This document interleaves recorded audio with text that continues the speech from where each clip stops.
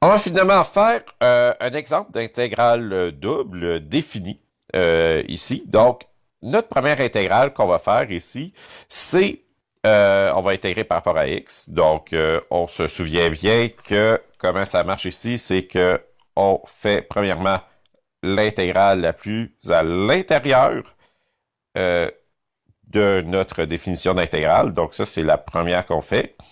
Et la deuxième, c'est le résultat de notre première intégrale qu'on va intégrer selon la deuxième variable qui est spécifiée ici, donc qui est y, avec ces bornes d'intégration-là. Ce qui est particulier ici, c'est que dans la première intégration qu'on fait, c'est que les bornes, la borne inférieure, c'est 1, ça, il n'y a rien de sorcier, mais la borne supérieure, c'est y. Donc, on va transformer nos valeurs de x en y et ensuite, on va intégrer par rapport à y. Pour faire une double intégrale sur Python, vous allez voir, c'est vraiment simple. C'est pas plus compliqué que faire une intégrale simple, en fait. J'ai déjà défini ici mon équation, qui était y fois x à la 2. Je vais stocker mon équation intégrée dans FI ici. Et de nouveau, je vais appeler sp.integrate. Je lui dis que je vais intégrer par rapport à f. Et comme premier argument, je vais mettre ma première intégrale, donc l'intégrale qui est le plus à l'intérieur.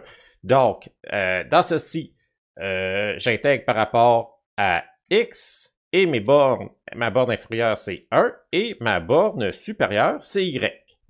Pour intégrer de nouveau, donc faire une deuxième intégrale, je sors de mon tuple ici et je vais mettre en fait un troisième argument ici dans la fonction integrate.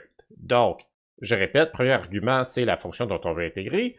Premier argument, c'est, le deuxième argument, c'est la première intégration et le troisième argument, c'est la deuxième intégration.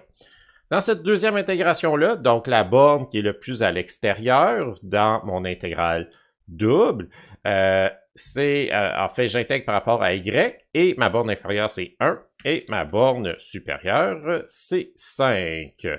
Je peux tout de suite, après ça, le forcer déjà à simplifier l'équation. Donc, ce que je fais, c'est une fois que j'ai défini mon intégration, donc ici, mes parenthèses sont fermées, les parenthèses reliées à integrate.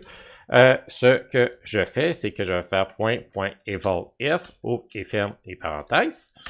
Et je vais tout simplement afficher FI ici, et ma valeur est de 204.3. Et voilà, c'est aussi simple que ça.